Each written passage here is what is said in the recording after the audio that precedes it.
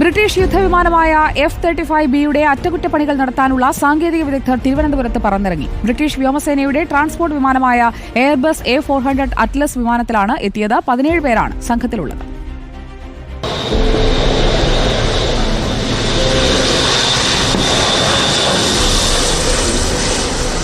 June 14-ന് ഇന്ധനം നിറയ്ക്കാൻ അടിയന്തരമായി ലാൻഡ് ചെയ്ത ബ്രിട്ടീഷ് യുദ്ധവിമാനത്തെ തിരികെ കൊണ്ടുപോകാനുള്ള സാങ്കേതിക വിദഗ്ധരാണ് ഈ വിമാനത്തിലെത്തിയത്.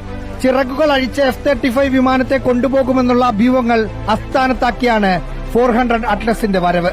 എയർലിഫ്റ്റ് ചെയ്യാനായിരുന്നു ബ്രിട്ടീഷ് സേനയുടെ ഉദ്ദേശമെങ്കിൽ 17 ഗ്ലോബ് മാസ്റ്റർ വിമാനമായിട്ടായിരുന്നു സാങ്കേതിക വിദഗ്ധർ എത്തുക. F-35 വിമാനത്തെ പറത്തിക്കൊണ്ടുപോവുകയാണ് ലക്ഷ്യമെന്ന് വ്യക്തം. 17 പേരെ തിരുവനന്തപുരത്ത് ഇറക്കി 400 അറ്റ്ലസ് വിമാനം തിരിച്ചുപോയി.